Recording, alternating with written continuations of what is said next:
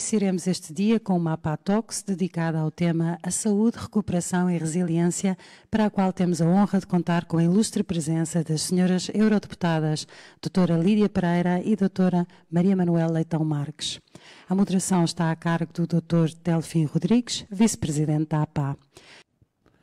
Muito obrigado. Bom dia. Sejam bem-vindos à 9ª Conferência de Valor da APA sobre o lema Construir o Futuro da Saúde. E, de facto, este é um dos escopos principais da nossa associação, que é gerar valor para os nossos doentes, para as nossas famílias, para os nossos concidadãos e para as nossas concidadãs em geral. Por conseguinte, muito bem-vindos. Vamos dar início à nossa sessão A Saúde, Recuperação e Resiliência e temos o imenso gosto de ter entre nós as senhoras deputadas europeias ao Parlamento Europeu, a doutora Lídia Pereira e a senhora doutora Maria Manuela Leitão Marques, que eu passo a apresentar brevemente. A doutora Lídia Pereira, a senhora deputada ao Parlamento Europeu, é licenciada em Economia pela Universidade de Coimbra, mestre em Estudos Económicos Europeus do Colégio da Europa, Bruges, Bélgica, consultora do setor financeiro. Atualmente é presidente da Juventude do Partido Popular Europeu, deputada ao Parlamento Europeu, como referi, eleita pelo Partido Social Democrata, e é igualmente membro das Comissões para os Assuntos Económicos e Monetários, para o Ambiente, Saúde Pública e Segurança Alimentar, assim como da Comissão Permanente para os Assuntos Fiscais e da Comissão Especial da Luta contra o Cancro. Também faz parte das delegações para as relações com a República Popular da China e com os Estados Unidos da América do Norte. A senhora doutora Maria Manuela Leitão Marques é licenciada em Direito pela Faculdade de Direito da Universidade de Coimbra, doutorada e agregada em Economia pela Faculdade de Economia da mesma universidade. Desde 2013 é professora catedrática da Faculdade de Economia da Universidade de Coimbra e investigadora permanente no Centro de Estudos Sociais da mesma universidade. É autora e coautora de diferentes livros e artigos sobre a regulação pública, direito à concorrência e serviço público. Entre 2015 e 2019, foi deputada à Assembleia da República. No mesmo período, e como estarão recordados, foi ministra da Presidência e da Modernização Administrativa do Governo Português. Foi também secretária de Estado da Modernização Administrativa dos 18º e 17º governos constitucionais, conseguinte 2007-2011. No âmbito das funções desempenhadas junto às instituições da União Europeia, foi membro do grupo de alto nível para os encargos administrativos, Comissão Europeia, entre 2013 e 2014. Em 2012 foi perita da Comissão Europeia para a elaboração de um relatório sobre o ensino superior em Angola e Moçambique, no âmbito do Programa Quadro de Cooperação para o Ensino Superior da UE e ACP. Em 2019 foi eleita ao Parlamento Europeu para a 9ª legislatura, 2019-2024. No âmbito das suas atividades parlamentares é vice-presidente da Comissão de Mercado Interno e Proteção dos Consumidores e membro suplente das comissões AIDA, ITRE e FEMM. Desenvolve trabalho com especial enfoque nas áreas digitais da ciência e da inovação, da proteção de consumidores, segurança de produtos e da igualdade de género. Integra a delegação à Assembleia Parlamentar e Paritária da ACP e da UE e a delegação da Assembleia Parlamentar Euro-Latino-Americana, onde é coordenadora pelo grupo dos Socialistas e Democratas. Senhoras deputadas, sejam bem-vindas à nossa 9ª Conferência de Valor e realço de novo que para nós é uma honra, mas é também uma oportunidade de poderem partilhar connosco o vosso trabalho e, acima de tudo, o empenho que, em termos da União Europeia, mas também como deputadas eleitas pelos portugueses, o trabalho, dizia eu, que têm realizado no Parlamento Europeu. O tema que vamos tratar é em torno da saúde, recuperação e resiliência e, naturalmente, não podemos deixar de abordar o plano, digamos, que lhe subjaz, o plano que está por trás. De forma que, talvez, em 5 minutos, cada uma, queiram fazer algumas observações sobre o tema. Depois eu próprio farei também algum enquadramento. Depois voltaremos às senhoras deputadas, é a metodologia que eu proponho. E, naturalmente, depois poderemos debater com a nossa assistência, uma vez que esta sessão é uma sessão mista, não é? É uma sessão presencial, mas com muito poucas pessoas, pelas razões que são óbvias, mas estamos a ser seguidos online, na plataforma eletrónica dedicada para o efeito e também nas redes sociais. Por conseguinte, eu passaria desde já, sem mais delongas, até por razões de agenda, sabemos que as agendas no Parlamento Europeu, de facto, são muito estreitas, não é? E como tal, para respeitar também as vossas agendas, eu passaria de imediato a palavra à senhora deputada ao Parlamento Europeu, Maria Manuela Leitão Marques. Senhora deputada, por favor. Muito obrigada por este convite. Sublinho o gosto de ver esta associação e os seus associados, naturalmente, muito atenta às questões europeias em matéria de saúde e, mais do que isso, atenta ao modo como o plano de recuperação e de resiliência e outros fundos europeus, este não é a única ajuda que daqui pode aí chegar, podem ajudar ao futuro da saúde. Eu vou especialmente focar-me em matéria de digitalização. Como sabem, o plano reserva 300 milhões de euros para esse efeito, já lá voltarei, mas queria começar por vos contar uma história pessoal. As nossas experiências pessoais sempre nos inspiram nestas circunstâncias.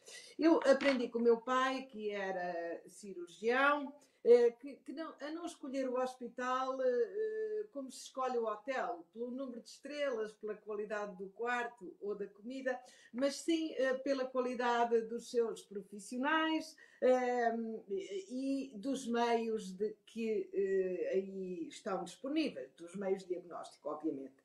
Foi assim que, na hora da dificuldade, e as minhas já foram sérias, fui direta para o hospital público da minha área de residência, que é Coimbra, e, na verdade, com alguns detalhes que referirei, só posso dizer bem do tratamento que aí recebi no essencial. Mas quis o destino que tivesse que residir no hospital mais do que aqueles dias que estamos meio zonzas pelo efeito da anestesia ou dos medicamentos para prevenir a dor. E quando já estava lúcida, dei por mim a olhar para a organização em meu redor, vício provavelmente quem se ocupava da modernização administrativa a esse tempo, tenho de confessar.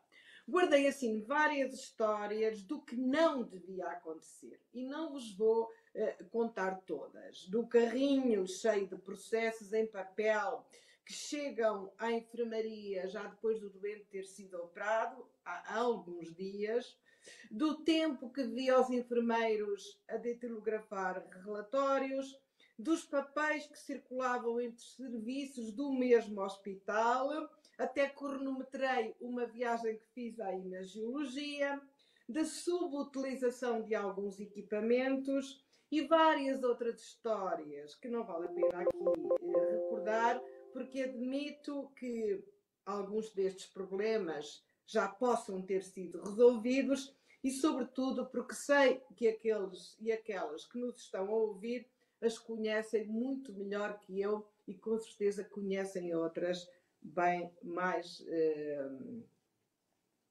interessantes ou bem mais graves do que aquelas que eu estou a referir. Na altura, lembro-me de pensar como algumas tecnologias que já então estavam disponíveis podiam evitar este desperdício.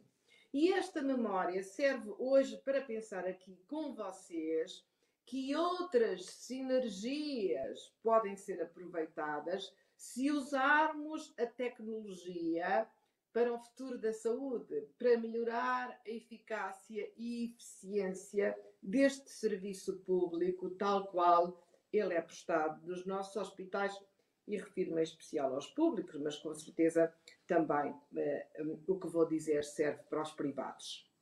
Deixem assim que comece com perguntas algo desafiantes e não levem a mal se algumas vos puderem deixar mais incomodados. É isso que devemos fazer para todos nós. E a primeira é eficácia e eficiência. São palavras que não contam nos serviços públicos ou contam apenas nos outros serviços públicos, mas não, é claro, na saúde, que não tem preço. E a segunda é a pressão da procura de cuidados de saúde, induzida pela demografia, por mais educação e consequente procura por todos nós de mais cuidados preventivos, mais cuidado com a nossa saúde. O aumento do custo dos meios de diagnóstico e de alguns medicamentos pode afetar a sustentabilidade do Serviço Nacional de Saúde.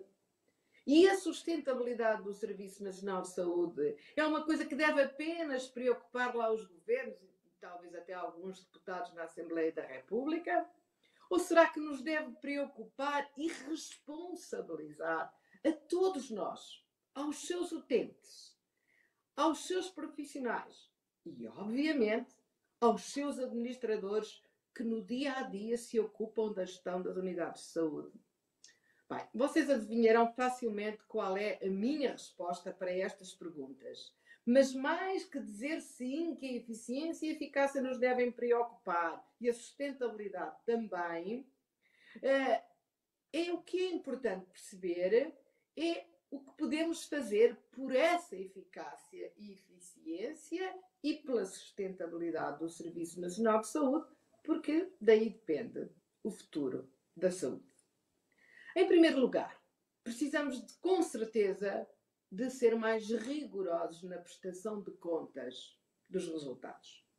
Quando pedimos e conseguimos contratar mais médicos, mais enfermeiros, mais técnicos, mais auxiliares, com certeza que isso tem que se traduzir em mais consultas, ou mais cirurgias, ou menos tempo de espera, ou até apenas mais satisfação dos utentes ou outros indicadores considerados relevantes. Mas tem que haver aqui a melhoria de alguma coisa, se naturalmente houver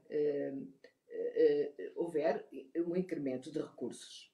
Quando fazemos um investimento, o tal investimento que vem aí, de 300 milhões de euros na digitalização de saúde, como está previsto no Plano de Recuperação e Resiliência, na rede de dados, na digitalização dos canais de comunicação com os utentes, nos registros de saúde, nos profissionais de saúde, temos que pensar no retorno desse investimento precioso e irrepetível, devo dizer, para a eficácia e eficiência de todo o Serviço Nacional de Saúde. Temos que começar a pensar quais são os indicadores que vamos usar para mostrar qual foi o retorno.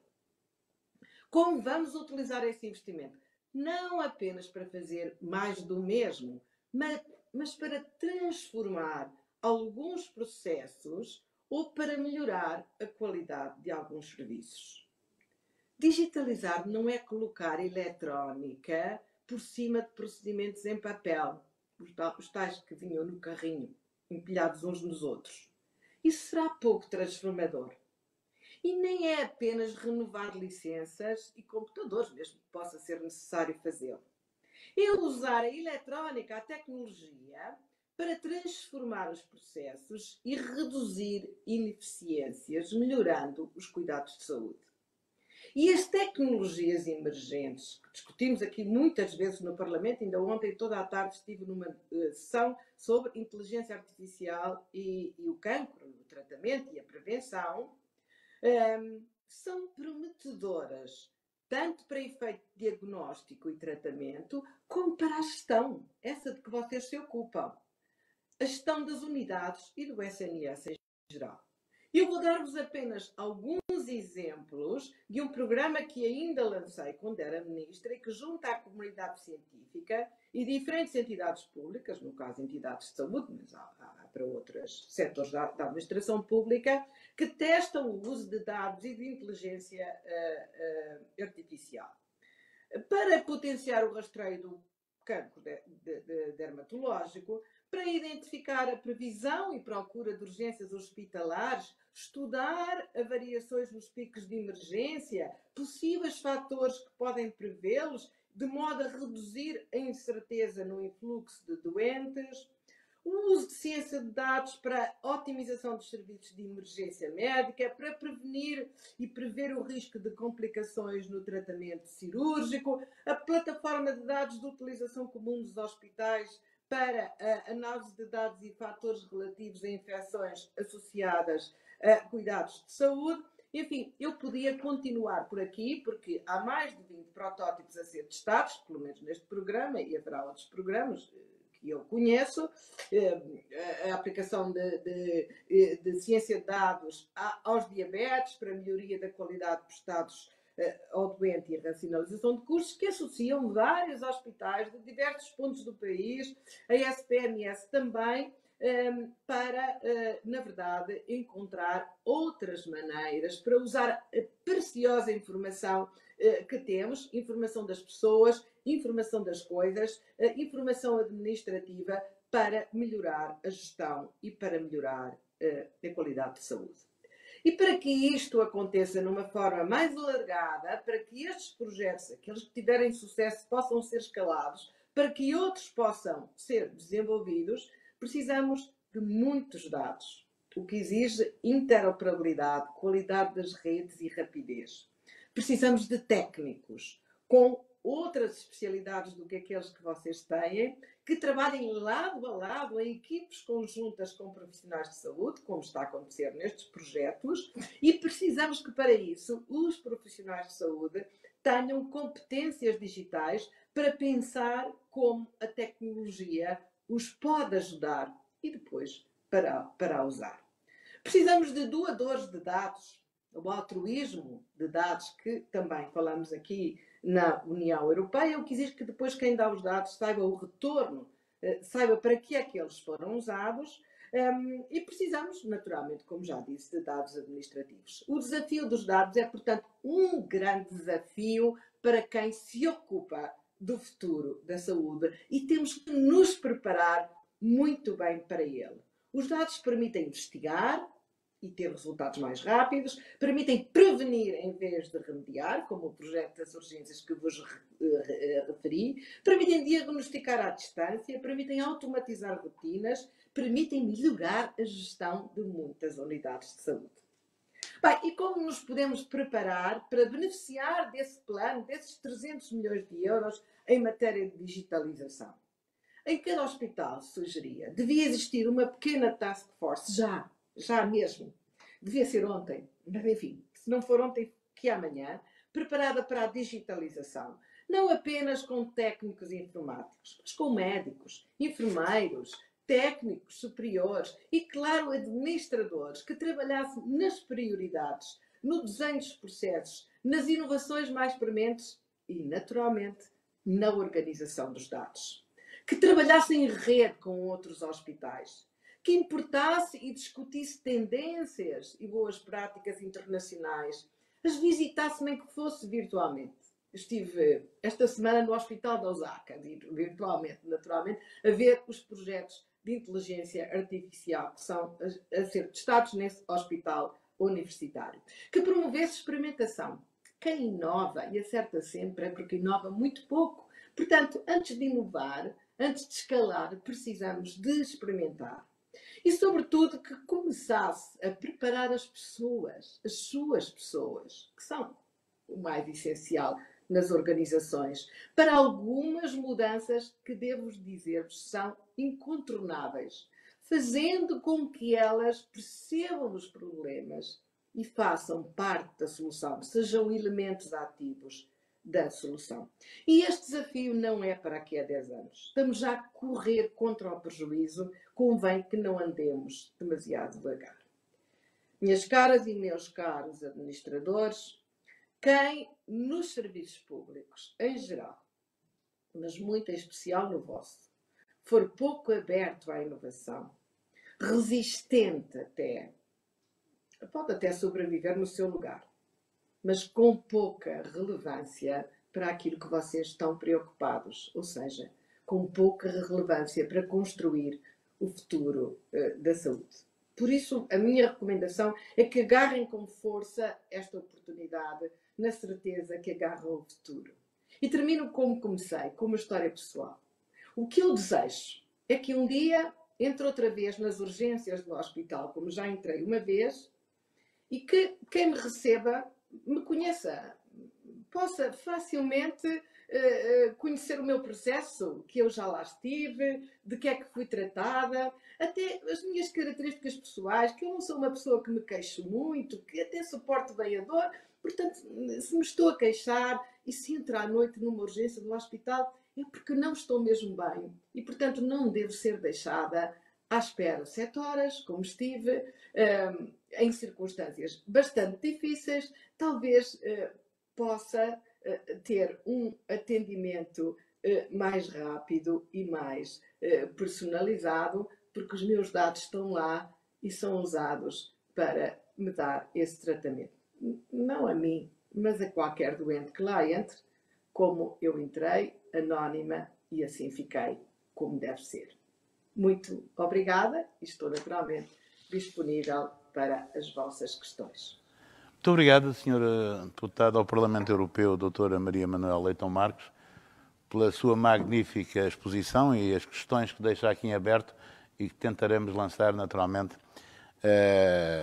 à nossa audiência. Eu passaria de imediato a palavra à Sra. Deputada ao Parlamento Europeu, doutora Lídia Pereira, e como referi, também faz parte de uma comissão que integra a saúde pública, o ambiente e os assuntos alimentares. Está tudo ligado à saúde, não é? Alimentação, ambiente, saúde pública. Mas eu pedia-lhe também, em 5 minutos, se nos pudesse dar, em termos introdutórios, a sua visão sobre esta matéria, para depois passarmos ao debate e, naturalmente, voltarmos de novo às senhoras deputadas. Senhora Deputada Lídia Pereira, por favor. Muito obrigada, Sr. Presidente Delfim Rodrigues. Gostava de começar por agradecer à Associação Portuguesa de Administradores Hospitalares o convite para estar aqui presente hoje nesta talk e consigo, e congratular por toda a conferência organizada e, claro, cumprimentar também a minha colega e amiga eurodeputada Maria Manuel Leitão Marques. Relativamente ao assunto que nos traz hoje a esta conferência, a esta conversa, a este debate, dar aqui um certo contexto para percebermos melhor quais é que são de facto os desafios e para onde é que devemos apontar as políticas públicas numa fase de recuperação económica. Peço desculpa. Estou a ouvir alguém, por isso é que parei. Não sei se...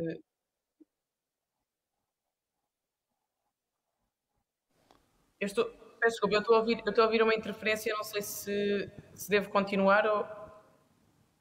Sim, continua, okay. Por favor, continua. Ok, é que eu estava a ouvir outras pessoas a falarem por cima de mim, porque é que não desculpa, vamos tentar resolver de imediato essa questão. Muito obrigado. E, portanto, eu estava a dizer que no último Eurobarómetro, que foi apresentado dias antes da declaração conjunta sobre a Conferência sobre o Futuro da Europa, cerca de 37% dos respondentes apontaram questões de saúde pública como um dos principais desafios da União Europeia para o futuro. E ainda no mesmo estudo percebemos que uma política mais partilhada de saúde pública era vista pelos europeus como a terceira ferramenta que mais beneficiaria a União Europeia no futuro. E estes números são resultado de óbvio dos diversos falhanços que observámos no último ano e meio, em conter a pandemia da Covid-19 por toda a Europa. E, apesar de não ter competências concretas, como todos bem sabemos, na área da saúde, para além da coordenação de programas e de respostas entre os Estados-membros, percebemos que uma crise desta magnitude tinha de ter uma resposta europeia. Com um grau de integração europeu que existe, as respostas também devem ser elas europeias. E, consequentemente, se as ferramentas necessárias não estavam até então criadas, a União e, sobretudo, os seus Estados-membros têm de empenhar-se em criá-las e aproveitar o momento de apoio generalizado para que possamos estar, então, melhor preparados para o futuro. E devemos garantir que avançamos com aquilo que a Presidente da Comissão Europeia, Ursula von der Leyen, referiu no ano passado, a quando do seu discurso sobre o Estado da União, de uma União Europeia para a Saúde. Questões como a garantia dos direitos do doente, os cuidados de saúde transfronteiriços e ainda a necessidade de seguir uma abordagem de uma saúde em todas as políticas, uma União para a Saúde, que têm de ser desenvolvidos na Europa. A otimização de processos, o fornecimento correto e atualizado de informações, uma visão mais holística, transversal sobre os impactos das políticas públicas na saúde dos cidadãos, que pode salvar vidas e tirar aqui pressão sobre muitos dos setores já por eles sobrecarregados. E apesar da falta de competências em matéria de saúde pela União Europeia que já referi, e pouco tempo depois do início da pandemia, vimos uma resposta forte da União, sobretudo, talvez mais impulsionada pelo próprio Parlamento Europeu e da Comissão Europeia, que através da criação da adoção do programa EU4Health, pretende aqui aumentar a resiliência dos serviços nacionais de saúde, dos sistemas nacionais de saúde, e preparando-os para futuras situações de crise que possam surgir. No fundo, estamos a falar de 5,3 mil milhões de euros que foram alocados na resposta à crise da Covid-19, na adoção do Plano Europeu de Luta contra o Cancro e na Estratégia Farmacêutica para a Europa, que pretende desenvolver alguma soberania aos cidadãos no acesso a não só medicamentos, como também outros materiais médicos essenciais.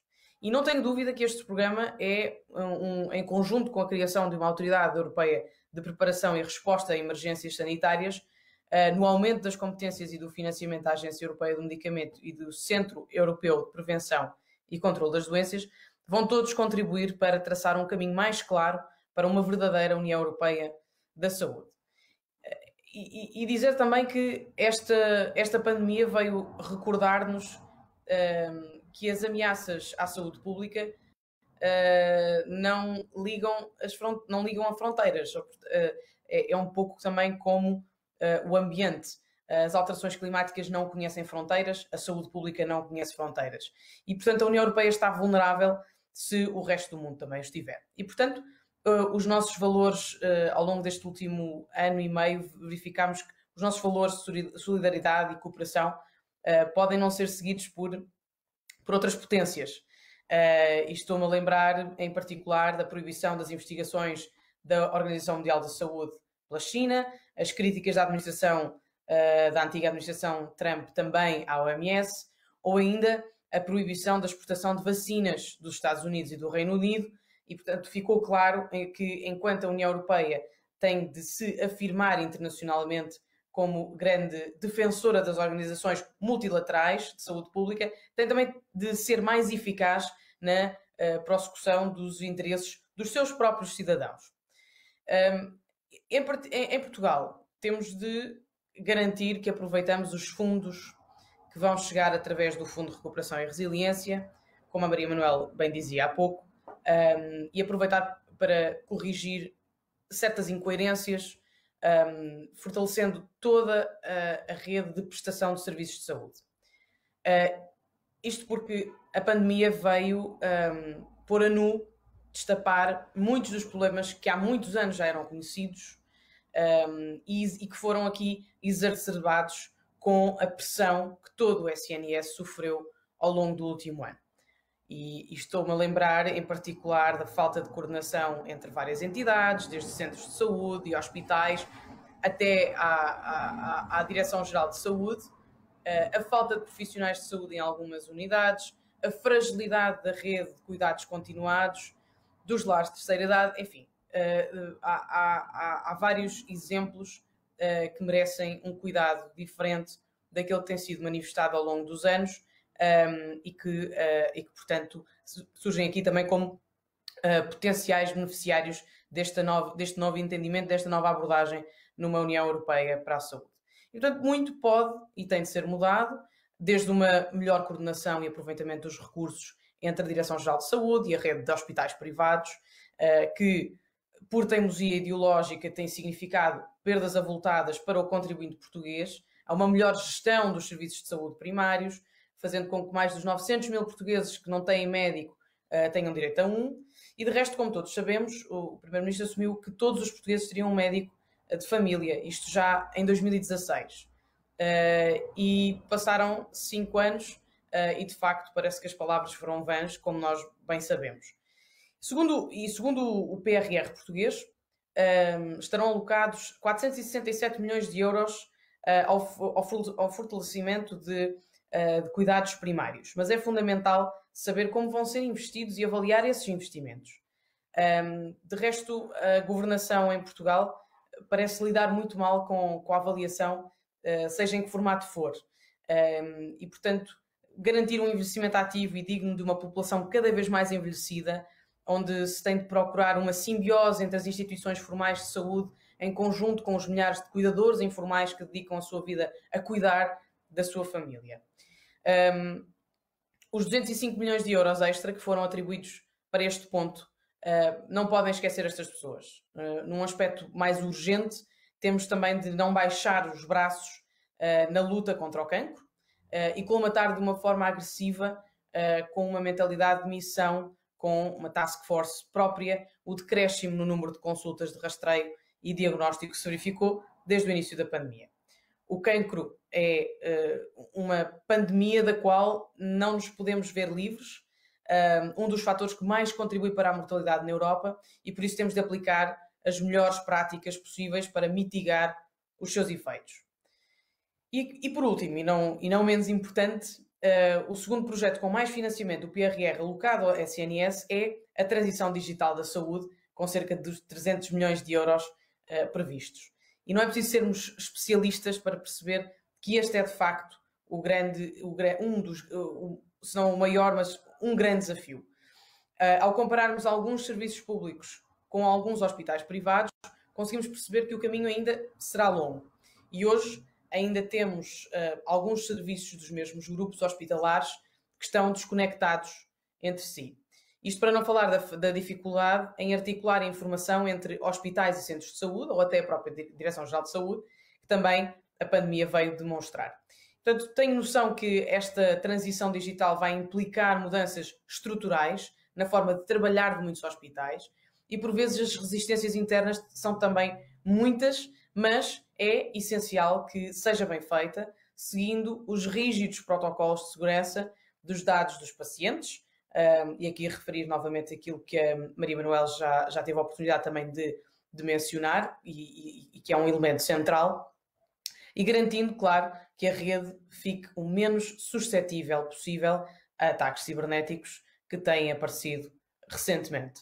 Portanto, eu creio que estas é uma visão mais geral daquilo que me parece fundamental e dos desafios mais prementes que temos no curto prazo, mas, claro, pensando sempre no equilíbrio que devemos alcançar com a vista posta no longo prazo. Muito obrigada. Muito obrigado, senhora deputada Lídia Pereira e senhora deputada Maria Manuela Leitão Marques. De facto, as vossas intervenções, digamos, foram tão expressivas que ainda não temos reações da nossa assistência. Em todo o caso, nós temos mais 15 minutos e temos que ser consistentes com o nosso horário para respeitar também as sessões seguintes.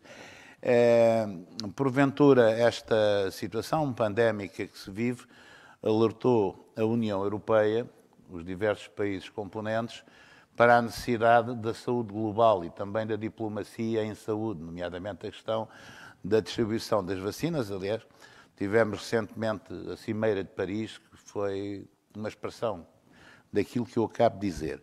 No entanto, eu queria me situar aqui nas questões nacionais, e as senhoras deputadas referiram o plano do PRR, não é?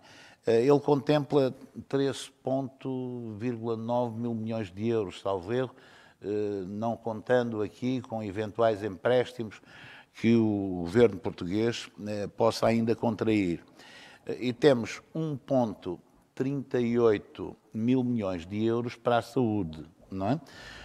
Isto representa cerca de 9,92%, portanto 10% do total das verbas previstas no PRR. Não é? 10% é quase o PIB afeta a saúde, o PIB, entenda-se, a despesa de saúde pública e privada do nosso país.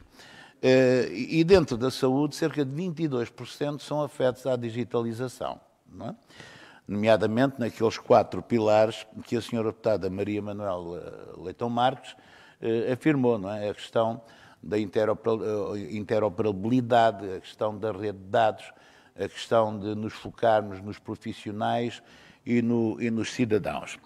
Eu colocava uma questão às duas, quais são as vossas expectativas, como é que este acréscimo de recursos, particularmente recursos financeiros, que é o que estamos a falar, na saúde em Portugal, como é que isto pode impactar em termos de resultados, e dado estarmos numa conferência de valor, como é que esses resultados do investimento se podem traduzir em criação de mais valor, em termos de resultados em saúde, repito, para os nossos doentes, para as nossas famílias, para os portugueses, para as portuguesas em geral. Não sei quem é que quer começar. Não estou a ver a senhora deputada Maria Manuela Leitão Marques, de forma que talvez a senhora deputada Lídia Pereira, se me está a ouvir, queira abordar esta questão. O que é expectável em termos de resultados, de criação de valor para os nossos cidadãos, para as nossas cidadãs, em função deste investimento? Bom, eu creio que nenhum investimento pode ser previsto ou planeado se não tiver acautelado a necessidade de criação de valor, porque isso então significa que estaremos a utilizar as verbas, não é para investimento, será mais para gestão corrente. E, portanto, os investimentos, quando falamos em investimento e quando falamos no quadro da recuperação e de resiliência na transição digital, têm inevitavelmente que contemplar esse lado da criação de valor. Agora, para conseguirmos de facto monitorizar essa criação de valor e garantirmos que o dinheiro é utilizado de forma correta e com esse objetivo, é preciso depois haver capacidade de avaliação, uma avaliação que permita, que seja transparente e que permita fazer os ajustes necessários no caso da má utilização ou da canalização de investimentos que podem não ser tão prioritários. E, portanto, eu creio que é fundamental haver esta capacidade e creio que esta monitorização é óbvio que pode ter sempre um âmbito mais centralizado ou mais generalizado do ponto de vista nacional, mas creio que as unidades hospitalares também têm essa capacidade e eu, pelo menos,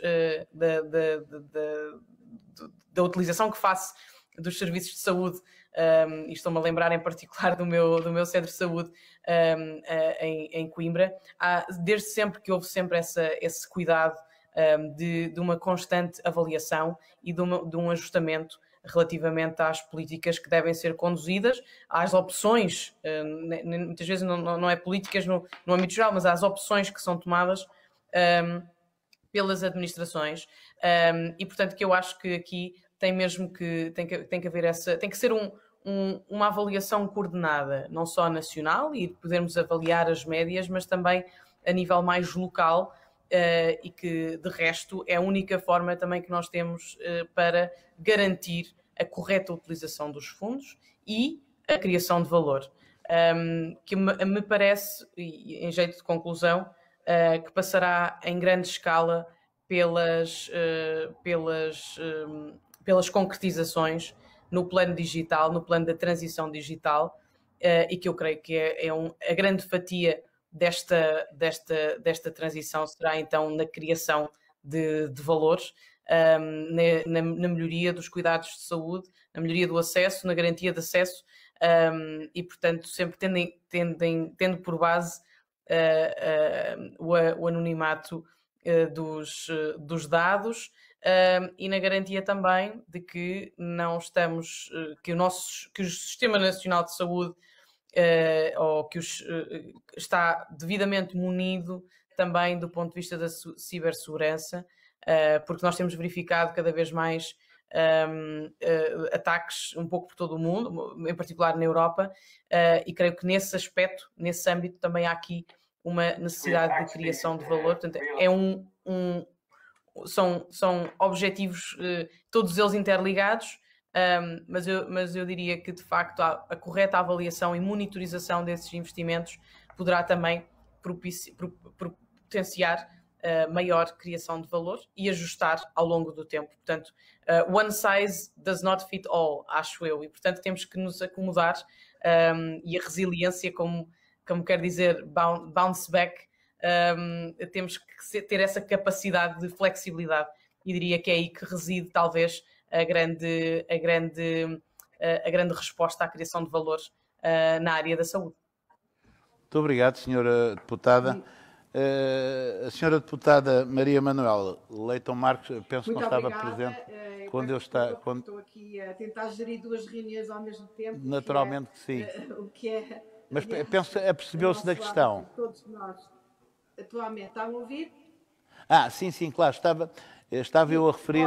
Então, sobre este ponto, eu que geri muitas vezes a modernização administrativa por 2 vezes no governo, creio que me está a ouvir, não é? Sim, perfeitamente. Eu sou muito bottom-up, ou seja, eu acho que esta mudança, para ocorrer com eficácia e com valor acrescentado, tem que ser muito gerida a partir das unidades, a partir das suas prioridades e a partir do envolvimento dos seus profissionais. Por isso, o que eu recomendaria era que em cada unidade, como disse, ou em cada rede de unidades, houvesse uma task force dedicada para pensar quais são as prioridades, como podem ser organizados os dados, onde é que deve ser a prioridade da digitalização, para além daquela que já existe nos nossos hospitais e nos nossos centros de saúde, como podemos trabalhar maior em rede, como podemos usar os dados, porque não vamos poder fazer tudo ao mesmo tempo. Não é possível fazer reformas apenas porque há uma comissão que pensou muito bem, fez um lindo papel, pensou muito bem uma estratégia e vai tudo acontecer. Não é assim que se fazem as mudanças. As mudanças fazem-se fazendo por um longo caminho às vezes difícil, às vezes que tem avanços e recuos. E, portanto, é preciso que haja dentro de cada grande unidade alguém que vá pensando nas prioridades e que vá gerindo os projetos e mostrando o seu valor acrescentado. Que defina os indicadores para cada um e que envolva os seus profissionais. Eu geri muitos projetos de mudança e devo dizer que aqueles que foram bem-sucedidos foram aqueles que eu tive sentada na mesma mesa a trabalhar em conjunto. Não é apenas os dirigentes, é aqueles profissionais que são relevantes para aquela mudança. E pode ser o funcionário administrativo que atende o cidadão, pode ser o médico que está nas urgências, pode ser aquele que gera a enfermaria, e tem que ser profissionais de diferentes áreas, porque as diferentes áreas concorrem para o mesmo processo. E, portanto, essa era a minha recomendação. Que haja sempre indicadores de medir. Nós temos que medir. Muito obrigado, senhora deputada. Temos mais 4 minutos. Há aqui uma pergunta da audiência. Bom dia. Há espaço para uma verdadeira união para a saúde no espaço europeu e uma convergência para um modelo de financiamento partilhado? 2 minutos para cada uma das senhoras deputadas. Não me permite, eu vou já responder, Lídia, depois dou-te a palavra, porque eu vou mesmo ter que sair. Eu concordo com o que a Lídia disse. Aliás, escrevi numa semana antes da pandemia, a saúde vai ser cada vez mais uma política europeia, não apenas por causa dos financiamentos, não apenas por causa das sinergias, não apenas por causa da investigação, e nós temos aqui no Parlamento um comitê especial já virado para o cancro, mas também porque nós nos movimentamos cada vez mais e cada vez mais nós precisamos ter respostas a nível europeu. Isso não está nos tratados, nos tratados está que a saúde é marginalmente, muito marginalmente em matéria de saúde pública e subsidiariamente uma política europeia, mas eu acho que cada vez mais... Muito obrigado. Senhora Deputada Lídia Pereira. Eu ouço várias vozes ao mesmo tempo, não sei se me ouvem a mim, mas espero que sim. Muito obrigada. Estamos a ouvir. Muito obrigada uma vez mais por este convite. Muito obrigado, Senhora Deputada. Estou disponível para falar com vocês, mas vai aqui um coro e uma confusão de vozes, pelo menos aqui de Bruxelas ouvimos várias ao mesmo tempo. Espero que não seja o caso dos nossos ouvintes, que eu agradeço. Muito obrigado pela sua magnífica colaboração e as maiores felicidades no desempenho das suas funções tão elevada responsabilidade no Parlamento Europeu. Muito obrigado por ter estado entre nós. Senhora Deputada Lídia Pereira, mesmo a finalizar, em relação à mesma questão, como é que vê esta oportunidade de políticas europeias mais comuns? Há quem fale numa NATO europeia da saúde, não é? Nomeadamente também em termos de financiamento. Qual é a sua sensibilidade nessa matéria e como é que poderá contribuir, enquanto deputada europeia, para esta grande mudança no espaço europeu que é o nosso? Bom, eu acho que aquilo que ficou patente neste último ano e meio é que, de facto, a União Europeia, este bloco económico, esta União Política, tem mesmo que dirigir-se ou repensar a forma como a saúde é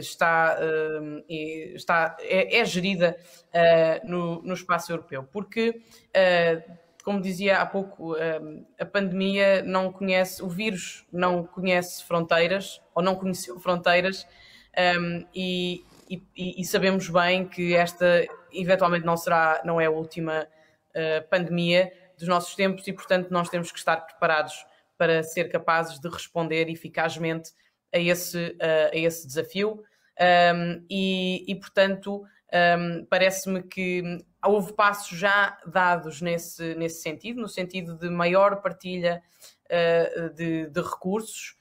Eu relembro que no início da pandemia, ainda quando não sabíamos muito bem com o que é que estávamos a lidar, houve imediatamente a disponibilização através do Mecanismo Europeu de Proteção Civil para a compra conjunta de equipamento médico, de material de proteção individual, de ventiladores, e que ainda que tenha havido alguns atrasos, porque de facto essa é uma das grandes diferenças para os Estados Unidos em termos de coordenação, é que a União Europeia não tinha experiência na contratação na contratação pública que operou. E, portanto, esse é um dos ensinamentos que a pandemia nos traz, maior coordenação. Do ponto de vista do financiamento, há vários programas que já estão a ser implementados. Eu gostava de destacar, em particular, a questão da luta contra o cancro. Eu creio que a Europa pode muito bem vir a ser uma referência mundial na luta contra o cancro, apostando massivamente na investigação científica, na investigação clínica, e que pode assim também criar um standard bastante ambicioso, mas que eu creio que pode de facto vir aqui a ser uma referência do ponto de vista dos cuidados de saúde em matéria de cancro. Isso é uma matéria que nos é cara a todos. Nós todos temos já casos nas famílias, dos amigos que infelizmente estão a braços com uma luta muitas vezes ingrata. E, portanto, eu acho que têm sido dados passos importantíssimos. Tem que haver um reforço da cooperação transfronteiriça para garantir que as populações que vivem nas zonas de fronteira ou em termos de cuidados de saúde, sabemos que muitas vezes não há ainda uma partilha do conhecimento suficiente para poder dar a resposta, muitas vezes, ou a doenças raras ou a técnicas e tratamentos de saúde que estão ainda em fase de desenvolvimento. E, portanto, eu acho que tanto o EU4Health como naquilo que está previsto na despesa no quadro financeiro plurianual, dão resposta a esses desafios que têm em vista uma maior preparação e maior coordenação para o futuro. Obrigada. Muito obrigado, Sra. Deputada Lídia Pereira. Agradeço também, em nome da Associação Portuguesa de Administradores Hospitalares, a sua magnífica participação e desejo também, de igual modo, como a doutora Maria Manuel Leitão Marques, os maiores êxitos, os maiores sucessos para este trabalho em conjunto, para uma Europa mais coesa, acima de tudo, uma Europa mais solidária, que é o nosso espaço europeu. Muito obrigado.